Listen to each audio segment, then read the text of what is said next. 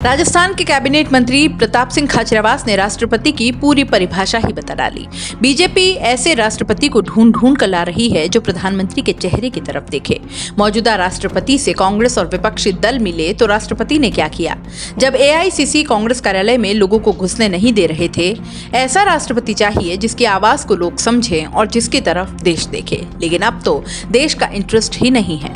लोग जानते हैं ऐसा राष्ट्रपति चुनकर लाते हैं जिसकी आवाज न देश जानता है न जनता जानती है। इसलिए राष्ट्रपति तो राष्ट्र के अनुसार होना चाहिए जो सबकी आवाज बन सके। खाचरियावास ने कहा कि यह देश की लड़ाई है, यह मानकर चलना चाहिए कि राष्ट्रपति मूर्ति नहीं हो। राष्ट्रपति तो ऐसा होना चाहिए जो देश की आवाज को बुलंद कर सके। राष्ट्रपति वोकल होकर बोले। देश के लोग राष्ट्रपति से बहुत उम्मीद करते हैं। जब लोकतंत्र पर खतरा हो और विपक्ष राष्ट्रपति से जाकर मिले तो वो प्रधानमंत्री के चेहरे की तरफ न देखे। राष्ट्रपति ऐसा चाहिए जो विपक्ष लोकतंत्र संविधान को बचाए और मजबूत करे। जब विपक्ष और देश की जनता जाकर मिले तो वो अपनी राय दे सके। यहाँ तो राष्ट्रपति ऐसा ढूंढ ढूंढ कर ला रहे हैं जो प्रधानमंत्री के चेहरे की तरफ देखता है। राष्ट्रपति ऐसा चाहिए जो देश और जनता के चेहरे और विपक्ष के चेहरे की तरफ देखे। लोकसभा में अगर विपक्ष की आवाज दबाई जाए, विपक्ष पर जुल्म हो। प्रताप सिंह खाचरियावास आगे कहते हैं कि राष्ट्रपति चुनाव कभी राजनीतिक संदेश देने के लिए नहीं लड़े जाते। राष्ट्रपति देश को वर्ल्ड लेवल पर रिप्रेजेंट करता है। विपक्ष और देश की जनता की जब आवाज उठे तो राष्ट्रपति सरकार को आदेश दे सके और सरकार को अपना निर्णय सुना दे। ऐसा नहीं होता कि आप पॉलिटिकली संदेश देने के लिए राष्ट्रपति बनाने लगे। यहाँ के जो भी राष्ट्रपति हुए उनमें इतनी ताकत हुआ करती थी, वो पीएम और सरकारों को डायरेक्ट आदेश देकर अपना निर्णय सुनाया करते थे।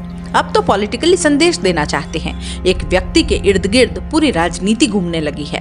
देश में न संविधान सुरक्षित है, न विपक्ष और न ही जनता की आवाज सुरक्षित है। खाचरियावास ने कहा कि राजस्थान में कांग्रेस के पास संख्या बल ज्यादा है।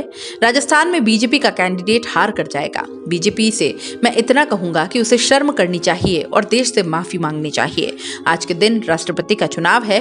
देश ने इनको इतने वोट दिए, बहुत बड़ी संख्या में बहुमत दिया। आजादी के बाद पहली बार आटा, दाल, चावल, मुरमुरे, मखाने सब पर 5% जीएसटी लगा दी। छाछ, दही पर जीएसटी लगा दी। ये प्रधानमंत्री पहले हैं जो लोगों का आटा तक छीन रहे हैं। अब आटे को भी बांटेंगे क्या? लोग भूख से मर रहे हैं। केंद्र आटे पर टैक्स लगा रहा है। मुंह के अंदर हाथ डालकर लोगों का निवाला छीन रहे हैं। ये चीजें रोजमर्रा में काम आती हैं। पहले कपड़े पर टैक्स लगाया और उसे 5 से 12% कर दिया। जूते पर भी टैक्स लगा दिया और अब आटे पर टैक्स लगा दिया है। दोस्तों, सीबीसी न्यूज आपके सहयोग से लगातार बढ़ता जा रहा है। स्वतंत्र पत्रकारिता का सहयोग करने के लिए आपका धन्यवाद। सबसे पहले तो जिन लोगों ने हमारे चैनल को सब्सक्राइब नहीं किया है तो पहले सब्सक्राइब करें, जिसका कोई शुल्क नहीं लगता और बड़ा आसान है। बस नीचे दिख रहे लाल सब्सक्राइब के बटन को दबाना है और पास में दिख रहे बेल आइकन को भी दबाना है ताकि आपको अपने सीबीसी न्यूज के हर अपडेट्स मिल सके। हमारे इंस्टाग्राम पेज और फेसबुक पेज को भी लाइक करें, फॉलो करें। वहां पर भी आपको मिलती है तरह तरह की अपडेट्स। हम पूरे राजस्थान से आपके लिए लाते हैं वो खास खबरें जो आपके लिए जरूरी है और वो भी पूरी बेबाकी के साथ। पत्रकारिता के इस मुश्किल दौर में आपकी आवाज जिम्मेदारों तक पहुंचाना ही हमारा लक्ष्य है और ये आपके सहयोग के बिना संभव नहीं है। हमारा सहयोग करें, स्वतंत्र पत्रकारिता में अपना योगदान दें और ज्वाइन बटन पर जाकर सदस्यता लें, चाहे सबसे छोटी सहायता के रूप में ही क्यों ना हो। जनता की बेबाक आवाज बने रहें, उसके लिए सहयोग आपको ही करना है। सब्सक्राइब करिए और ज्वाइन बटन पर क्लिक कर सदस्यता ग्रहण कीजिए।